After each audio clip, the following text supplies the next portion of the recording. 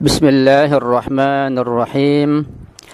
Assalamualaikum warahmatullahi wabarakatuh.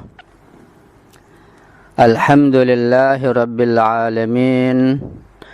Wa sallallahu ala sayyidina wa maulana Muhammadin wa ala alihi at-tayyibin at-tahirin wa ashabihil muwalin. Ma'asyiral muslimin wal muslimat ayyadakumullah.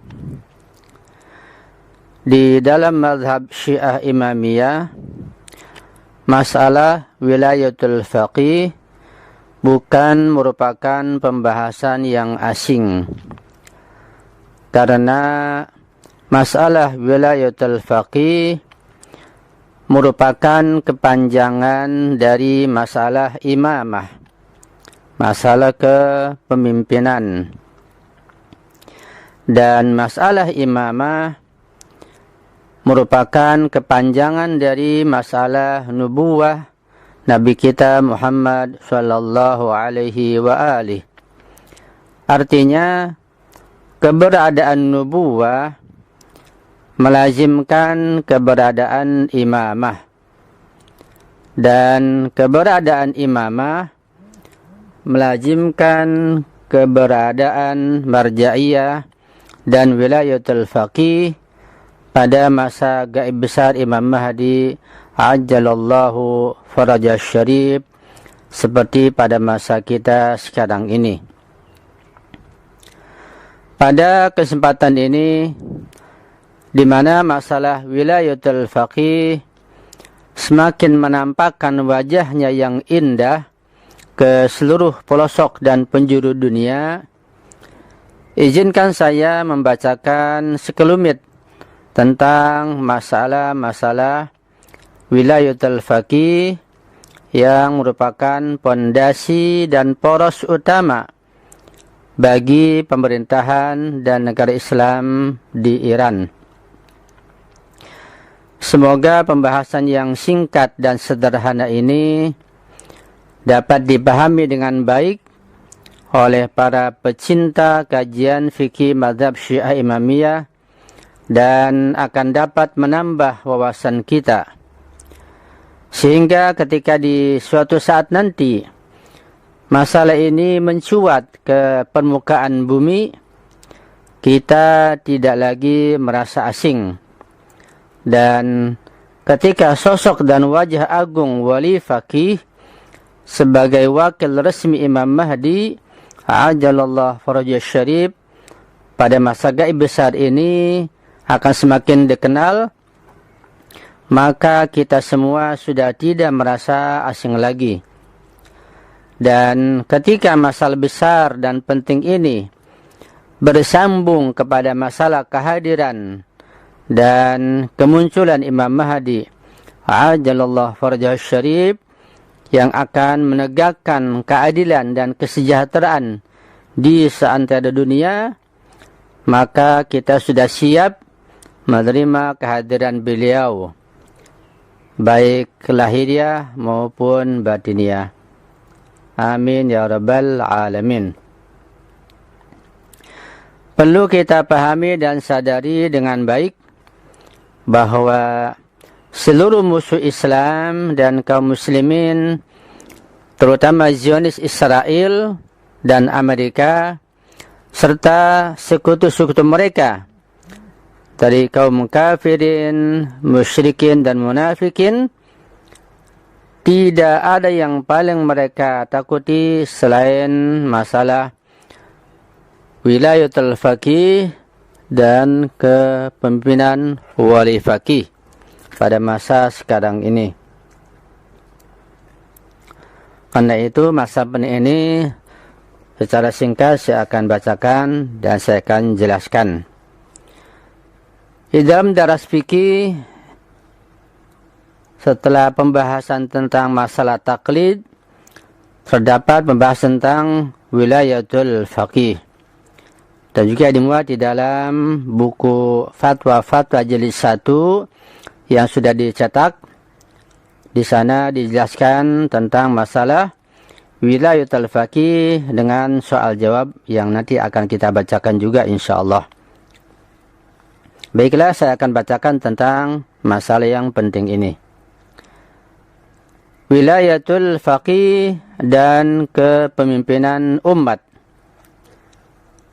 Pembahasan yang akan kita kaji ada 4 masalah atau 4 poin. Poin pertama adalah makna wilayatul faqih. Poin kedua, pentingnya masalah wilayatul faqih.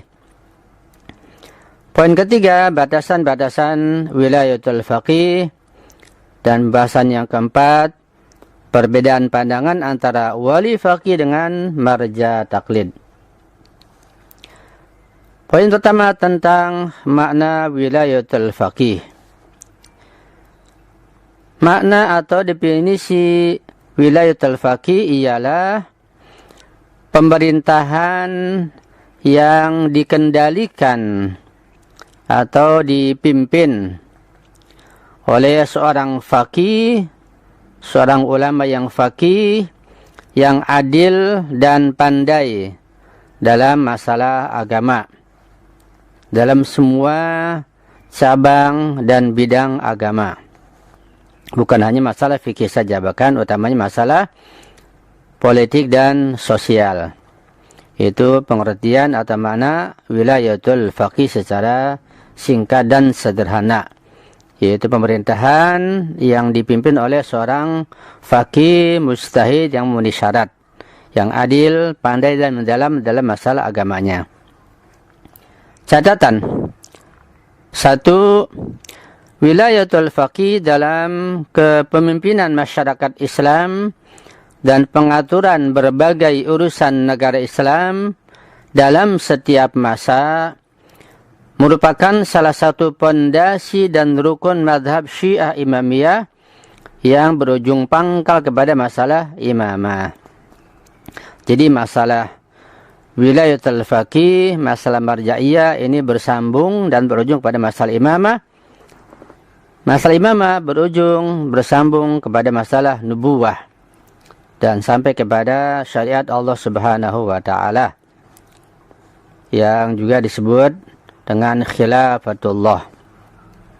Yang kedua, seseorang yang tidak meyakini wilayatul faqih baik berdasarkan hasil ijtihad ataupun karena taklid pada masa gaib imam zaman ajalallahu farajah syarif, tidak menyebabkan ia murtad dan keluar dari agama Islam.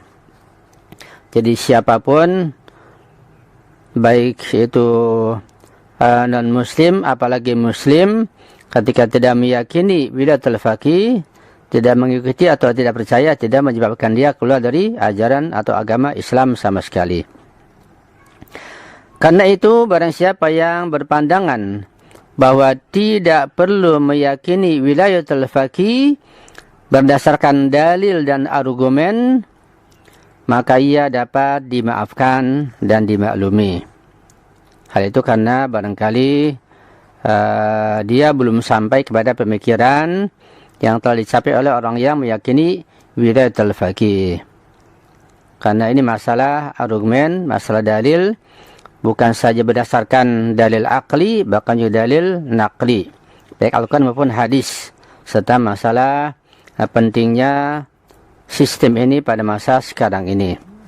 Artinya orang-orang yang telah mengkaji dan meneliti tentang konsep wilayatul faqih betul-betul meyakini dan mempraktekkan hal ini pada masa sekarang ini, yang tidak mungkin tidak harus ada demi untuk menghadang musuh-musuh Islam dan membentengi negara Islam dari serangan mereka. Tetapi ia tidak boleh menyebarkan ikhtilaf dan perpecahan di kalangan umat Islam. Ini yang tidak boleh. Jadi dimaafkan dan ma'dzur bagi setiap orang yang tidak meyakini wilayatul faqih, tetapi jangan menyebarkan ikhtilaf dan perpecahan di kalangan kaum muslimin. Ini yang dilarang dan diharamkan serta bisa berakibat dosa besar ketika mengakibatkan perpecahan umat manusia atau umat Islam. Yang kedua, Poin kedua, pentingnya wilayatul faqih. Agama Islam merupakan agama samawi yang terakhir hingga hari kiamat dan merupakan agama yang mengatur seluruh urusan masyarakat. Jadi Islam agama yang universal yang meliputi semua dimensi masalah-masalah umat manusia. Oleh karena itu, seluruh lapisan masyarakat muslim dituntut untuk mempunyai seorang pemimpin dan wali faqih yang mampu menjaga umat Islam dari kejahatan musuh-musuh mereka, mampu mempertahankan undang-undang Islam, menegakkan keadilan sosial, menepis kezaliman, menjauhkan orang-orang yang kuat dan diktator agar tidak menguasai kaum yang lemah dan dapat menjamin terwujudnya sarana teknologi, budaya, politik, dan sosial. Ini mengenai pentingnya wilayatul faqih. Artinya masalah konsep wilayatul faqih tidak bisa dilepaskan dengan berdirinya negara Islam. Artinya tidak mungkin konsep wilayatul faqih akan bisa dipraktekkan, bisa ditegakkan, dan bisa dijalankan ketika belum terbentuk negara Islam. Karena negara Islam dan konsep wilayatul faqih ini bersambung kepada masalah khilafatullah, dan bersambung kepada masalah imamah. Bukan sekedar negara Islam yang berdiri tanpa konsep dan dasar yang kuat. Kemudian catatan. Wilayatul faqih merupakan hukum syar'i ta'abbudi yang ditopang oleh hukum akal. Dan dalam menentukan misdaknya atau contoh realnya, itu menggunakan metode uqala'i, itu metode orang-orang yang berakal, sebagaimana dijelaskan di dalam Undang-Undang Dasar Negara Islam Iran. Artinya konsep wilayatul faqih ini sangat serasi dan sesuai dengan pandangan orang yang berakal. Tentu akal yang diisi dengan pengetahuan yang cukup, dengan wawasan politik dan sosial yang cukup. Artinya setiap orang yang punya wawasan politik yang cukup, seperti yang punya wawasan sosial yang cukup, ilmu yang cukup, maka dengan akal pasti akan menerima konsep wilayatul faqih ini. Ini konsep yang paling didakut oleh Barat, oleh Zionis dan kaum musyrikin, kafir dan munafikin. Ma'asyiral muslimin wal muslimat, sampai di sini dulu pertemuan kita yang pertama ini tentang wilayatul faqih. Jika terdapat kesalahan dan kekhilafan, tolong dimaafkan dan diperbaiki. Dan saya mohon doa antum selalu. Saya akhiri, wassalamualaikum warahmatullahi wabarakatuh.